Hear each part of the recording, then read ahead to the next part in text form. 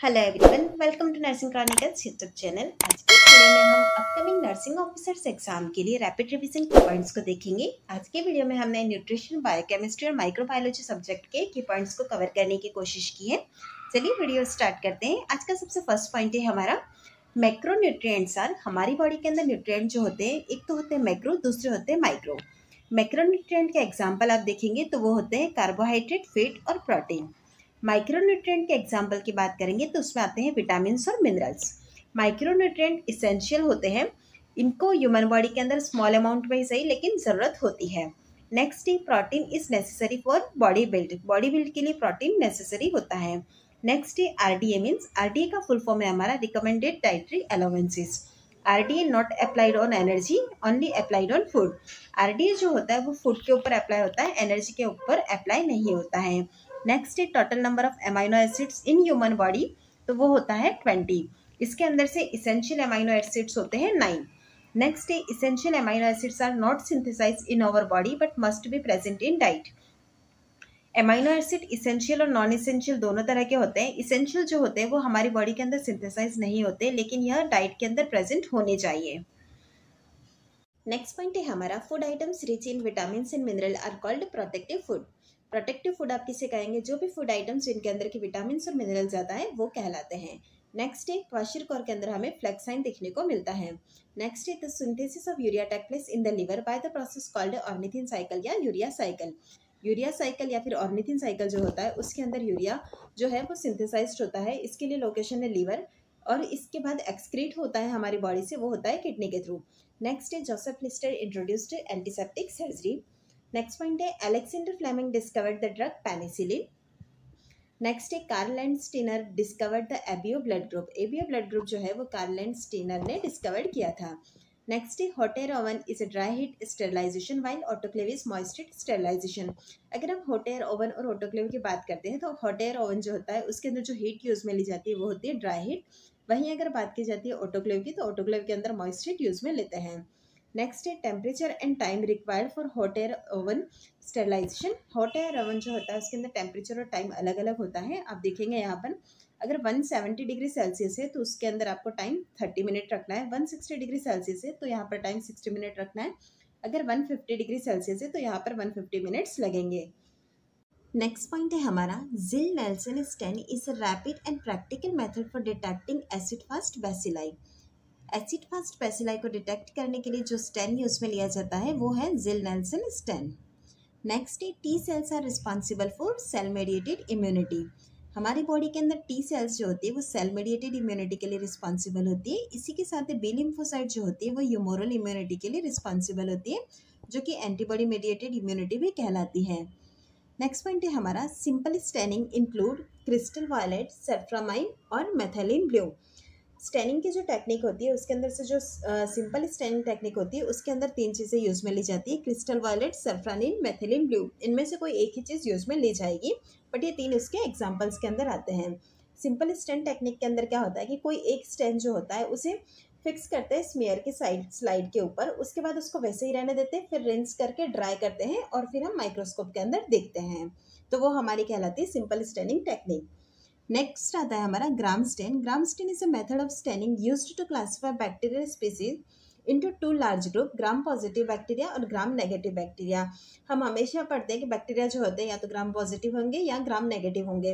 अब पॉजिटिव है या नेगेटिव इसको पता करने के लिए जो स्टेन यूज में लिया जाता है वो है हमारा ग्राम स्टेन। नेक्स्ट है Ziehl Neelsen stain. This stain is used to identify mycobacterium tuberculosis, the causative agent of tuberculosis.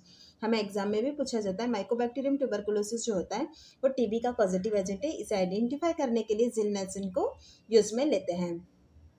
Next है हमारा the backbone of current treatment of leprosy is formed by MDT consisting of dapsone, clofazimine और rifampicin.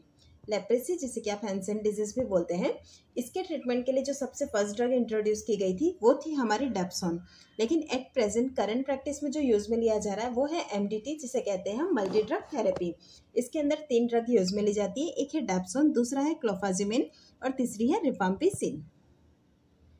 Types of hyper sensitivity reaction. Hyper sensitivity reaction के examples के ऊपर ज़्यादातर exams के अंदर question आता है। सबसे फर्स्ट यह 4 टाइप की होती है। Type first type second, type third और टाइप 4। इसके अंदर टाइप फर्स्ट के अंदर जो मीडिएटर होता है वो है हमारा IgE मीडिएटेड होती है। टाइप सेकेंड के अंदर IgG और IgM साइटोटॉक्सिक होती है। टाइप थर्ड के अंदर आता है इम्यून कॉम्प्लेक्स मीडिएटेड और टाइप 4 के अंदर आता है T सेल मीडिएटेड। अब हम बात करते हैं ऑनसेट की। टाइप फर्स्ट जो होती है विद इन 1 आवर के अंदर इसका ऑनसेट होता है। Type second overs two days लग सकते हैं। टाइप थर्ड के अंदर 1 to 3 वीक्स और टाइप 4 जो होती है उसके अंदर डेज से वीक्स तक लग सकते हैं। एग्जाम्पल्स की बात करते हैं तो एनाफाइलेक्सिस जो है वो टाइप फर्स्ट का एग्जाम्पल है। हिमोलाइटिक एनीमिया जो है वो टाइप सेकेंड के एग्जाम्पल में आता है। टाइप थर्ड के एग्जाम्पल में आता है सीरम सिकनेस और SLE। टाइप 4 के एग्जाम्पल में आता है रशेस और SJS। SJS का मतलब है स्टेवन जॉनसन सिंड्रोम। इसी के साथ ही कॉन्टैक्ट डर्मेटाइटिस भी इसी का एग्जाम्पल है। टाइप 4 जो होता है उसे डिलेड हाइपर सेंसिटिविटी रिएक्शन भी कहते हैं। नेक्स्ट पॉइंट है हमारा प्लाज्मा बफर्स, जिसके अंदर सबसे फर्स्ट है protein buffer system. Protein buffer system helps to regulate pH in ECF and ICF। Extra cellular fluid और इंट्रासेल्यूलर फ्लूइड दोनों का pH जो होता है वो रेगुलेट होता है प्रोटीन बफर सिस्टम से। इसके अंदर एल्बुमिन प्रोटीन होता है जो कि ब्लड प्लाज्मा के अंदर होता है। हीमोग्लोबिन जो है वो इंट्रासेल्यूलर के अंदर देखने को मिलता है। नेक्स्ट है हमारा carbonic acid bicarbonate buffer system. यह जो है हमारा मोस्ट इंपॉर्टेंट बफर है ECF का। नेक्स्ट पॉइंट है हमारा फॉस्फेट बफर सिस्टम। यह बफर जो है वो ICF और यूरिन जो होता है उसके pH को रेगुलेट करता है। नेक्स्ट पॉइंट है हमारा energy value of macronutrient. Macronutrient जो कि आपने 3 देखे थे, कार्बोहाइड्रेट, प्रोटीन और फैट। 1 ग्राम कार्बोहाइड्रेट जो होता है उससे 4 कैलोरीज प्राप्त होती है। 1 ग्राम प्रोटीन से भी 4 कैलोरीज प्राप्त होती है, लेकिन जो 1 ग्राम फैट होता है वो हमें 9 कैलोरीज देता है। नेक्स्ट पॉइंट है हमारा increase in temperature increase the rate of enzyme catalyst reaction. अगर टेम्परेचर इंक्रीज होगा तो उसी के साथ ही एंजाइम कैटालिस का रिएक्शन भी इंक्रीज होता है। एंजाइम्स जो होते हैं उनके काम करने के लिए ऑप्टिमम pH जो होता है उसे न्यूट्रल रेंज के अंदर कंसीडर किया जाता है, जो कि है approximately 7.0। Carbohydrate are the main energy source of the body. हमारी बॉडी का मेन एनर्जी सोर्स जो है वो है कार्बोहाइड्रेट। नेक्स्ट है lipids are insoluble in water. Lipids water के अंदर इनसॉल्युबल होते हैं, लेकिन यह सॉल्युबल होंगे ऑर्गेनिक सॉल्वेंट के अंदर, जैसे कि एसीटोन, अल्कोहल, ईथर, इनके अंदर यह जो होता है वो सॉल्युबल होता है। नेक्स्ट पॉइंट है हमारा the glycolysis process is defined as a metabolic process that involve converting glucose into pyruvic acid. Glycolysis के अंदर क्या होता है कि जो हमारा ग्लूकोज है वो कन्वर्ट होता है पायरुविक एसिड के अंदर। अगर एरोबिक ग्लाइकोलाइसिस होगा तो पायरुविक एसिड बनेगा, अगर इसकी जगह एनारोबिक ग्लाइकोलाइसिस हुआ तो लैक्टेट बनता है। नेक्स्ट है gluconeogenesis. Is a pathway that forms glucose from non carbohydrate substrate. Gluconeogenesis के अंदर ग्लूकोज का फॉर्मेशन होता है, लेकिन वो जो फॉर्मेशन होता है वो नॉन कार्बोहाइड्रेट सबस्ट्रेट जो होते हैं जैसे कि ग्लिसरॉल, लैक्टेट, उनसे बनता है। नेक्स्ट है TCA साइकिल। TCA यानी कि try carboxylic acid cycle, citric acid cycle, Krebs cycle, ये तीनों ही नाम एक ही है। इसके अंदर क्या होता है कि एसिटाइल कोएंजाइम A जो होता है उसका ऑक्सीडेशन होकर CO2 और H2O बनता है। नेक्स्ट है glycogenolysis. Glycogenolysis is a metabolic process that convert glycogen from the muscles and liver to its monosaccharide form glucose. Glycogenolysis के अंदर क्या होगा, हमारा जो ग्लाइकोजन है मसल और लिवर के अंदर वो कन्वर्ट होगा हमारा मोनोसेकेराइड फॉर्म जैसे कि ग्लूकोज के अंदर। नेक्स्ट है glycogenesis, process of conversion of glucose to glycogen. Glycogenesis मतलब ग्लूकोज से ग्लाइकोजन का फॉर्मेशन हो रहा है और यह जो होता है स्टिमुलेट होता है इंसुलिन के थ्रू। नेक्स्ट पॉइंट है हमारा ammonia is removed as glutamine from the brain. Brain के अंदर जो अमोनिया रिमूव होता है वो ऐसे ग्लूटामिन फॉर्म में रिमूव होता है। इसी तरह अगर लीवर की बात करते हैं तो लीवर के अंदर जो अमोनिया है वो यूरिया के फॉर्म में रिमूव होता है।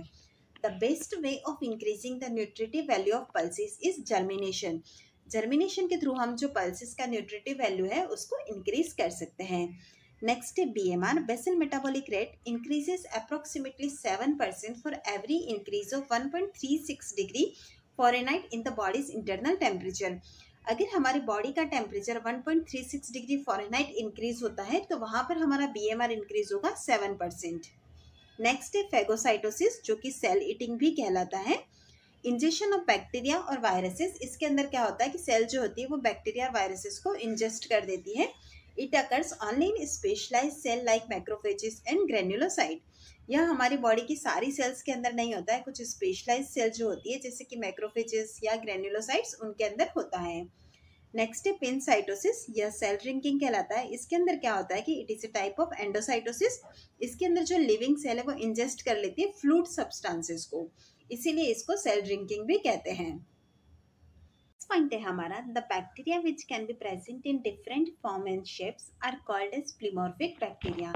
प्लीमॉर्फिक बैक्टीरिया वो होते हैं जिनके अंदर के डिफरेंट फॉर्म्स और शेप्स होते हैं। For example cube shaped, curved, coccoid और filamentous. Next hepatitis B virus is caused by DNA virus. Hepatitis B जो होता है वो डीएनए वायरस से होता है। इसके अलावा हेपेटाइटिस के जो दूसरे टाइप्स हैं वो होते हैं आरएनए वायरस से। Next a disease transmitted by direct contact is called A contagious disease. अगर कोई डिजीज डायरेक्ट कॉन्टैक्ट से ट्रांसमिट हो रही है तो उस डिजीज को हम कहते हैं contagious disease.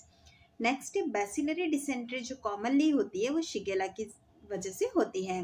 Next vibrio cholera are comma shaped bacteria. Vibrio cholera जो होते हैं वो बैक्टीरिया का शेप जो होता है वो कोमा शेप्ड होता है। Next a chemical agent that inhibit the bacterial growth is called a bacteriostat. एक केमिकल एजेंट जो कि बैक्टीरिया की ग्रोथ को इनहिबिट करता है वो बैक्टीरियोस्टेट कहलाता है। नेक्स्ट पॉइंट है हमारा, hepatitis A, polio and typhoid are mainly transmitted by feco oral route. अगर आपसे पूछा जाता है कि हेपेटाइटिस ए, पोलियो और टाइफाइड का ट्रांसमिट होने का रूट क्या है, तो वो है हमारा फीको ओरल रूट। नेक्स्ट है acetone is the decolourizing agent used in Gram staining. जब भी हम ग्राम स्टेनिंग करते हैं तो वहाँ पर ऐसे डीकलराइजिंग एजेंट के तौर पर हम एसीटोन को यूज में लेते हैं। नेक्स्ट है हमारा पास्चराइजेशन ऑफ मिल्क। यह दो मेथड से होता है, एक है HTST ऑफ फ्लैश मेथड, दूसरा है holder method. HTST of flash method के अंदर क्या होता है, सबसे फर्स्ट है HTST का फुल फॉर्म है high temperature short time method. इसके अंदर मिल्क को हीट करते हैं 72 डिग्री सेंटीग्रेड पर फॉर 15 सेकेंड। वहीं होल्डर मेथड जो होता है उसके अंदर जो हीट यूज में ली जाती है वो है 63 डिग्री सेंटीग्रेड और इसी के साथ ही हम होल्ड करते हैं 30 मिनट्स के लिए। Next Q fever is a disease caused by bacteria Coxiella burnetii. Q fever का पॉजिटिव एजेंट है हमारा Coxiella burnetii. Next the sterilization of the tissue culture medium is done by autoclaving. Tissue culture medium का अगर हमें sterilisation करना है तो उसके लिए ऑटोक्लेविंग प्रोसीजर को यूज में लेते हैं।